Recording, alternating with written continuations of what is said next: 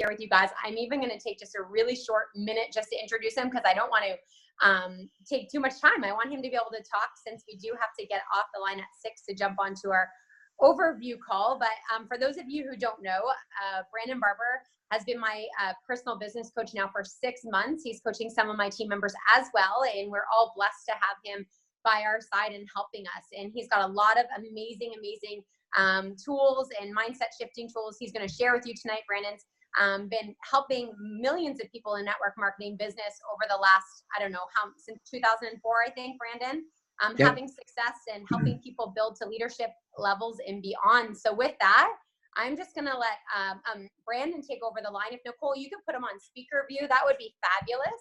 And if everybody just wants to take a minute to mute out your lines, just so we don't get any feedback, that would be great. Go ahead, Brandon, take it away.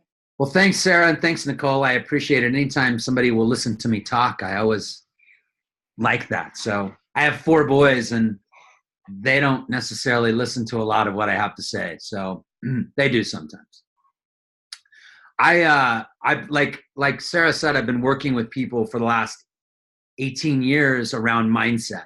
And really, it's what I think is the most important thing in a business. I'm not here to talk to you about how to be a network marketer, how to, what skills to have to do that. I know you guys have those, you get those. I don't know how to run your business better than you do. What we have, the tools that we have, are to really help people understand what's happening mentally. I see people hurting all the time. I see them struggling with life, and it's not as joyful as it could be. I see people not getting the results they want in business as quick as they'd like it. I see people just struggling at times to live a happier, more joyful, more beneficial existence. Because you guys all, I'm curious, how many of you want to make a massive difference in the world? And how many of you want to make a lot more money doing it? But at times you struggle because there's something that feels like it might be holding you back. There's either more joy you can have or more success you can have, and you feel like, how many of you have ever said, there's something, I can't put my finger on it, but there's something that is getting in my way or holding me back? How many of you have ever felt that way? So there's something that's holding all of us back. It's brain, right? It's our brain, and brain's always looking for what's wrong. It's looking for what's wrong to stay alive. Its objective is to keep you alive. You guys know this.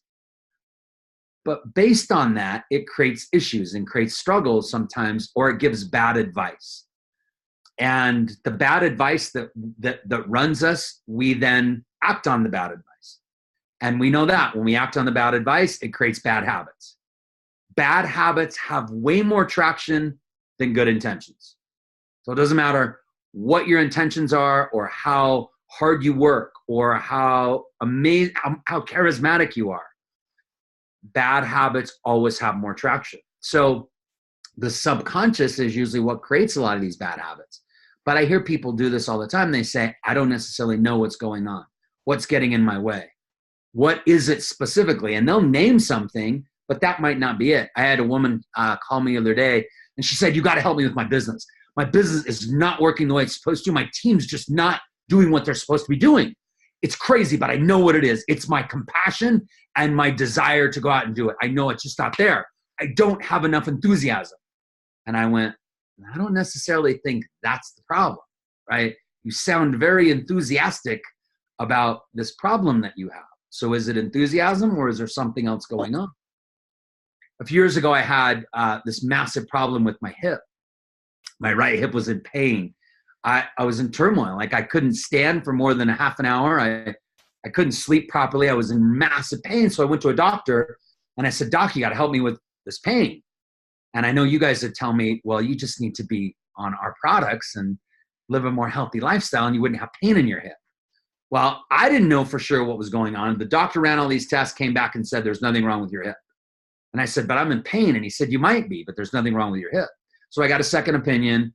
And then I went and had all these tests done. I had food sensitivity tests. I had all this stuff done to figure out what's going on with my hip.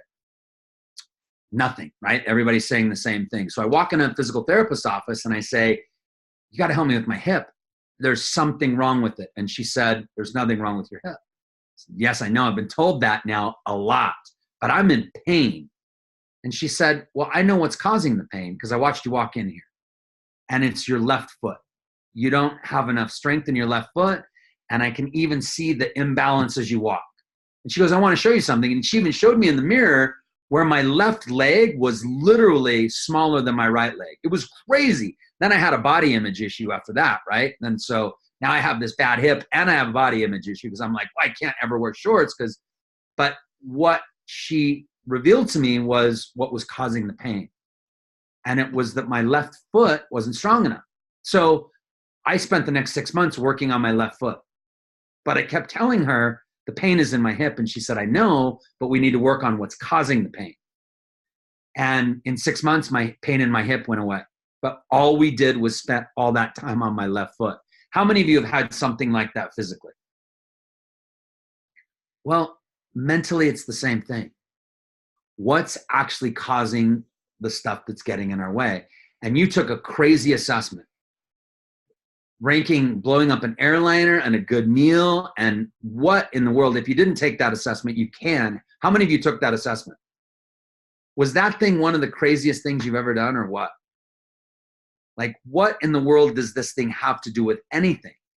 Well, believe it or not, based on the science of axiology, a man by the name of Robert Hartman created this tool and found out if we can find out how somebody measures and ranks these things, we can find out how they think. So mathematical values are built into this thing. I'm not going to get into all the sciencey stuff around it because that might bore a lot of you. But the bottom line is this literally does measure your thought process. It identifies the left foot, the stuff that's absolutely getting in your way, the stuff that's slowing you down, the stuff that's keeping you from having whatever else you want in life. This is it. And we all have certain components. You all have your own assessment. There was 6.4 quadrillion ways you could have taken that thing. And I know some of you are like, well, if I was in a better mood, I'd get different results. The truth is you wouldn't. Day to day, this assessment doesn't change. It's over years and over months it might, but day to day, it just doesn't change. And so if you look at this assessment, those bars that went way out to the left and the right, that's the stuff that your brain is telling you to follow this advice, and it's insisting that you follow it. And it's the left foot to the pain in your right hip. And if the pain is business isn't working as good as it should be, I'm not having the relationships I want, I'm not feeling as much joy as I want. It's that stuff, it's those bars that subconsciously are telling you and insisting even that you follow this certain way that's getting in your way. So I'll give you an example. For those of you who took the assessment, I'll have you look at a couple of areas. If you didn't take it, you can always take it at brandonbarbercoaching.com. But let's have you, you guys have, some of you have your assessment with you. You can look at it. If you don't, it's cool. Nope, you don't have to scramble around for it. But if you do, take a look at, let's look at the disciplined thinking section. So you have, some of you have 45 plus pages that you printed. Some of you just have the summary, or you're just looking at the summary online. Either way, but the disciplined thinking section, there are 6 areas that we measure. How you connect with people, your thinking about doing things, thoughts about thinking, and then we step into this mental creation, joy and journey, and self-esteem. That's all internal stuff. So thoughts that drive your vision, the joy in your journey, or your self-esteem. But look at disciplined thinking. Everybody got that? Look at the top bar in disciplined thinking. It says appreciating order and structure. I'm going to show you where subconscious slips in, sneaks in, and actually sabotages the things you want in life. So how many of you have this top bar, appreciating order, off to the left? Raise your hand. So if you don't have your assessment in front of you, but most of you, we find about 90% of entrepreneurial-minded people have this bar off to the left. And about 70 go all the way to the left. Here's what it says. Subconsciously, brain, not personality, not who you are. But your brain is basically saying, when this bar is off to the left, don't control me. Don't tell me what to do. I don't want to be controlled by anyone or anything. Now, Why would that be an issue? Why would that be a problem? Yeah, I don't want to be controlled. How many of you do this?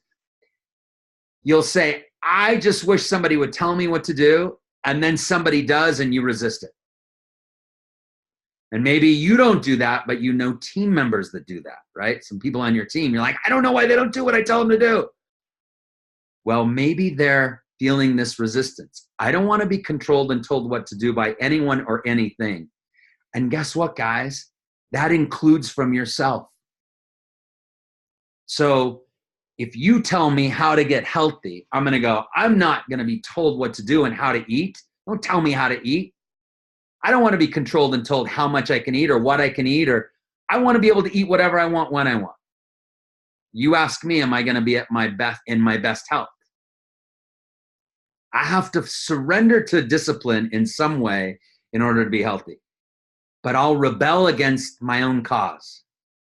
So in business, I see this all the time. People don't plan or put together calendar or schedules, or they don't keep commitments to themselves once they do create a plan, because they don't want to be controlled by a schedule. How many of you want to fly by the seat of your pants and you don't want a schedule? Come on. You want to run your business organically, right? But then it's like, if you don't create a plan, what happens? Stuff falls through the cracks. It doesn't show up. You don't follow through with things. Or you do create a schedule and you don't follow the commitment to yourself because it feels controlling and restrictive. This is an example of where brain is insisting and it gets in the way. It creates issues, right? It's insisting that you follow this path, but then it gets in the way. I'll give you another one. How many of you have that third bar in discipline thinking off to the right? It says creating new ideas. It's off to the right for a lot of you. In fact, I know 90% of you on this call, because I looked at your assessments, 90% of you on this call have this bar to the right. And in fact, about 60% of you go all the way to the right. Here's what this says. It causes your brain to think about things and then think about those things. And then think about those things. And overthink and overthink and overthink and overthink. How many of you know without a doubt you spend the majority of your day thinking? Yes, this is this bar. It's obsessed about thinking. So it thinks about thinking, about thinking, about thinking, and then maybe even gets attached to its ideas. So for those of you, how many of you are married?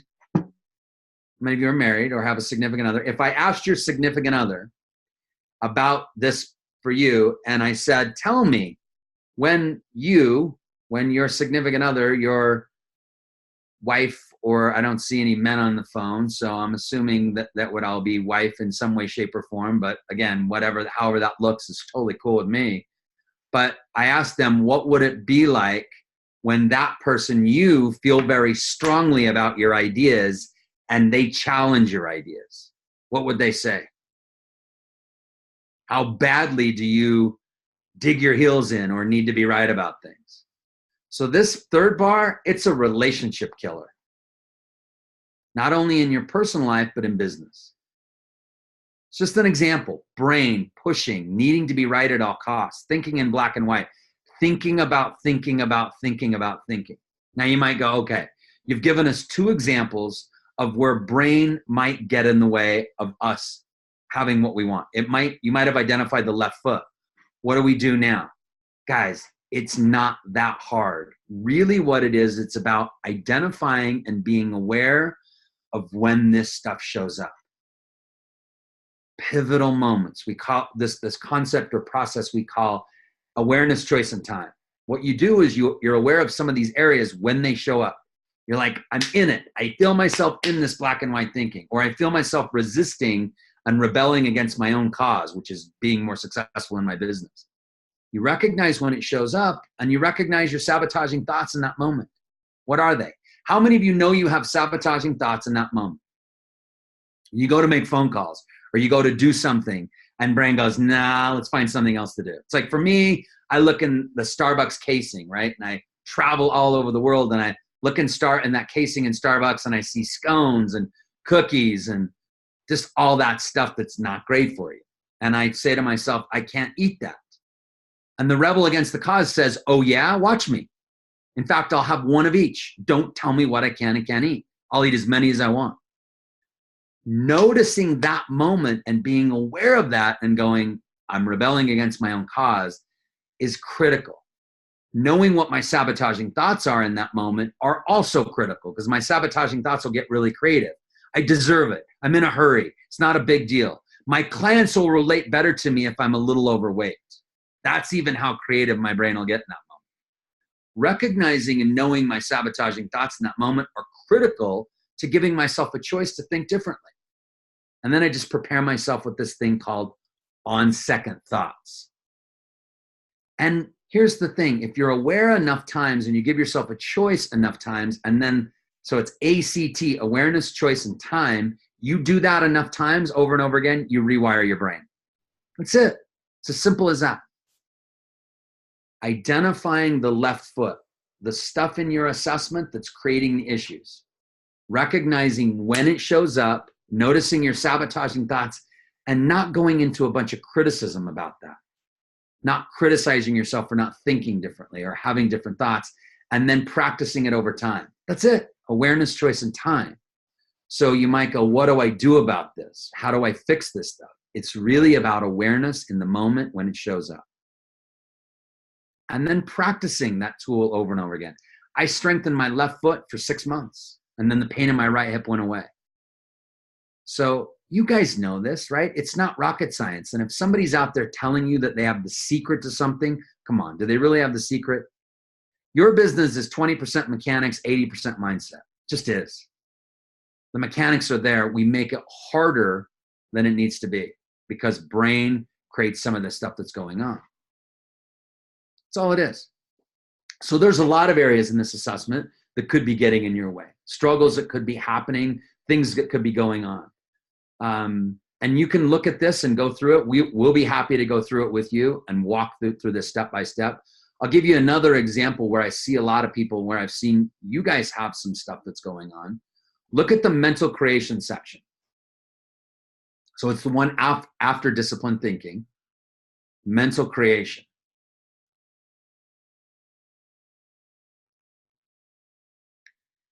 Oh, somebody said, love to hear Sarah with some more examples and how it has helped her. Sarah.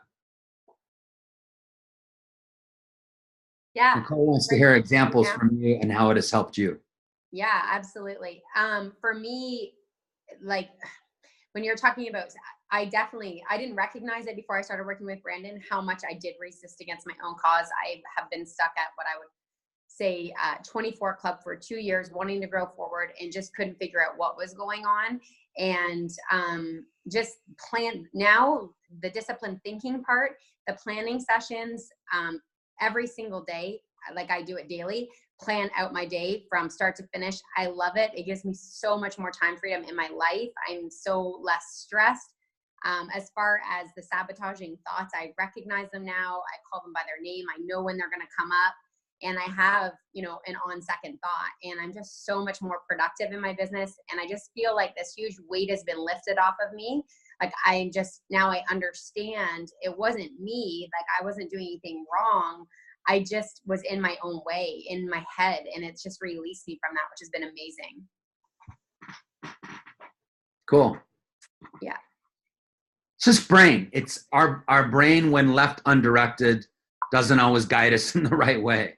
Not because there's something wrong with us, because we're human and it has some bad advice. That's all it is.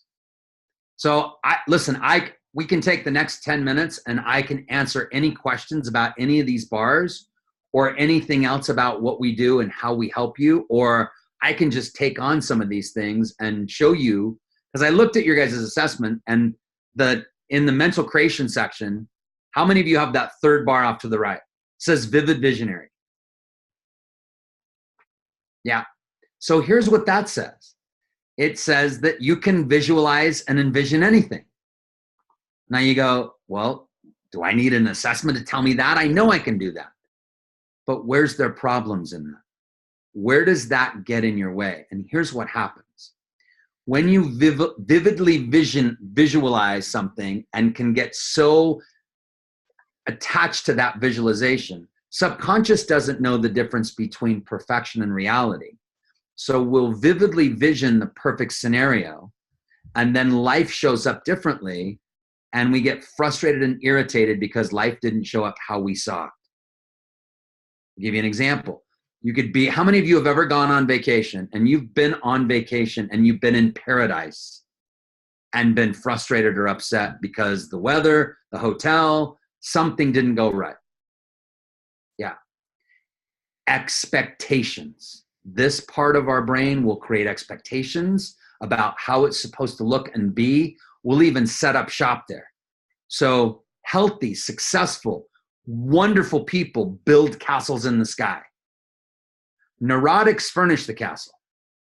Psychotics move in. That means you get so attached to how it looks and it be that you almost get a sense of entitlement of how it's supposed to look. And you come back to reality and it gives you something different. And in that moment, it creates so much frustration and disappointment that we're focused on reclaiming that which we've already created in our brains, instead of just doing things step by step. And the books will teach us this. They'll say, visualize it, fantasize it, be part of it, own it. But if you've ever done that and then got frustrated that something else showed up differently, you know you're in expectation. And I see expectations rob people of joy in their process, big time. I know results are important. I know the outcome is important. But if you're not really soaking up and finding gratitude and joy in every moment of your life, what's the use anyway? If you're just trying to arrive somewhere, some of you have gotten to where you were trying to arrive to. How many of you said, well, only when I get here, things are going to be amazing? And then you get there and you're like, wait, there's got to be more. This is it. And you set the next bar and the next bar and the next bar. And what happens is we end up achieving to be happy instead of happily achieving. Big difference, big motivator, massive change in motivation. Stop finding distractions. Stop getting stuck in the minutia. You start being more productive. You have less time thinking about things and more doing as soon as you let go of expectations. That's tricky for a lot of people. Letting go of expectations is difficult because our brain wants to see the fantasy. And what if the enjoyment is in the process and it's not in the outcomes? The outcomes are icing on the cake, but the cake is the process. And there's not enough books that teach about the process. They're so focused on results and outcomes because it's sexier. Sells books. But finding passion and joy in the day-to-day work, I think is critical. If I'm not finding passion in the day-to-day work, the outcome doesn't ever give me that passion. It may last for a couple of weeks, but then I'm looking for the next thing. So I believe in titles. I know you guys have a scoreboard. I know you have another rank. I know you have another place to get to. I get that. And I think you get to have that and still have that as a goal, but not be so fixated on the outcome that in order to get there, you've got to be something. We call it the have, do, be mentality. If I have this, I can do this and I can be this. And I would tell you, just reverse that. Go into be, do, have. Focus on being that person you want to be if you had this. And then if you focus on that, you find more joy and passion in what you're doing, and the do and the have will show up. Does that make sense? I'm probably telling you guys things you already know, you already understand, and you already get. So maybe I'm not telling you anything different. Our assessment is able to pinpoint a lot of these specific areas, the left foot, right? The stuff that's getting in the way. Because I'm obsessed. I'm obsessed with helping people not struggle, not live in so much difficulty and pain, and to have a more fruitful life, to have more joy in their journey, to have more excitement. Because I know that's real. You can actually have it, but it requires awareness of what it is that's actually getting in the way. So I could ramble on forever, but Sarah, I think you need me to stop. We have a couple minutes. Does anybody have any questions? We have, I mean, I can jump onto the other line and they can stay on for a minute longer, but yeah, we have, 4 minutes. So if anybody has any questions with your assessment or just in what Brandon has shared, feel free to unmute yourselves. I have a question. It's Ashley. Go ahead, Ashley. So for me, my connection was like, my clarity score was like a 94. And then my clarity score for thoughts about my life was 60. So does the clarity score mean the lower the score, that's where I need to do the work? Is that kind of... It's not a grade. So you're not getting a D- in this other area and an A in the other. It's not a grade. It just tells us overall how balanced that thought process is. It tells you that you get really, really amazing advice from your brain about connecting with people. Most of you do. Most of you, your highest score is in connection. So your ability to be empathetic, your ability to step into the shoes of somebody else and really walk them through it, the ability to be vulnerable, the ability to have compassion. I mean, that's magic. That's your guys' superpower, is connecting with people. So that's absolutely awesome. If you just listen to that advice, you're good. But see, those other bars get in the way. Because connection, the advice, it sometimes whispers. Like, it's like, hey, I'm giving you good advice. And the other stuff is screaming at you, right? So your connection is really powerful. That's the sweet spot. But yeah, the lower the score, that's the stuff you want to spend some time working on, for sure. And the idea isn't to be completely balanced. The idea is to go, let me be aware of where I'm not balanced so that I can work on that to balance it out. And you go, well, where would I rank things differently in that assessment? Believe it or not, your subconscious would put things in different places. Because your conscious mind moved them around, your subconscious put value on them. And listen, I know I'm not going to solve everything that you guys have issues around, and with just this assessment, it just helps us see where the left foot is, right? We have events all over the world. We're going to be in Canada this weekend.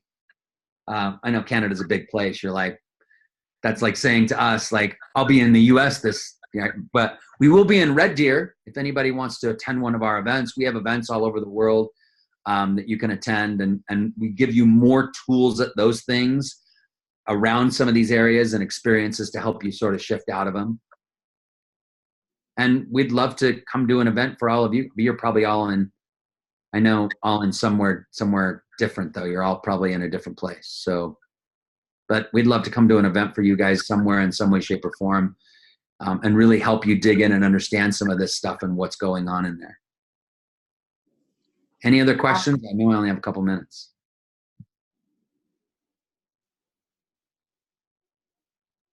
Anybody else? I'm just going to check the chat.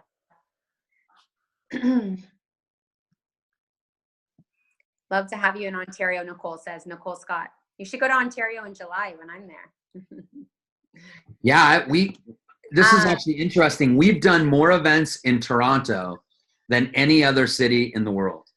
We've been to Toronto 12 times over the last 18 years. So I love it. It's a great city. But I don't know, maybe it's somewhere else in Ontario. It's not Toronto, but we'll talk. We'll talk. We're just north of Toronto. That's where most of our tribe is, in the Toronto area, just north. So yeah, we'd love to. As you said, it's mostly mindset, right? 20% skill set and 80% mindset. So just so beautiful to watch Sarah in the last 6 months, just the shift that I've seen in her. So yeah, it's all about working on this. I was telling my team just before this call, is I've been working on this for 15 years. I can't tell you how much money I've had to spend to peel back the onions and change my story and recognize and recognize and recognize. And I keep on working on it because it never goes away. So this type of work is like mandatory, in my opinion, if you guys are going to grow to the next and the next and the next and want to get to the next. In any area of your life, it's not just the Juice Plus business. It's having smashing, amazing relationships. It's in all areas of your life. So I know, Sarah, you're going to jump off on the other call, so I'll close off tonight. But okay, yeah, I'm just loading it up. Thank you, Brandon, so much. Definitely, you guys, you had the assessment. Take the 30 minutes that I took with Brandon just to go over my own personal assessment brought me to tears and helped me overcome one area, my one left foot. I have multiple. So definitely book that time with them. If you haven't taken the assessment, definitely go on there and do that. Thank you, guys. I've got to leave. Yes, thanks, Sarah. Thank you for introducing us. And thank you so much for spending 30 minutes with our awesome, heartfelt team that we all need more mindset training. So thank you for the work that you do around the world. It's brilliant. Yeah, you bet. Was this helpful for you guys? Even though it was quick, short, was this helpful? It's good. Yeah? Okay, good. Awesome. Good reminder how important we got to keep on working on it. Good. Thanks, everyone. Have a great night. And for some of us, we're jumping on the 9 o'clock call with Gas. Thanks, team. See you guys. Bye. Bye, Brandon. Thanks. Take care. Thank you. You're welcome.